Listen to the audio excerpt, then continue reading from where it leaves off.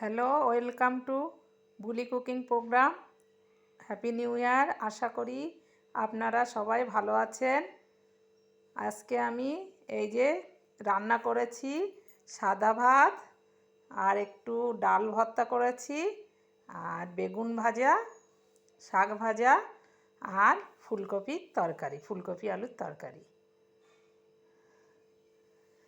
আমি আজকে এইগুলোই রান্না করেছি। এবার আমি এখন খাবো। আপনারা সবাই ভালো থাকবেন, সুস্থ থাকবেন। আর আমার এই ভিডিওটা দেখে যদি আপনাদের ভালো লেগে থাকে তাহলে আপনারা প্লিজ একটু লাইক সাবস্ক্রাইব করে আমার পাশে থাকবেন। ওকে,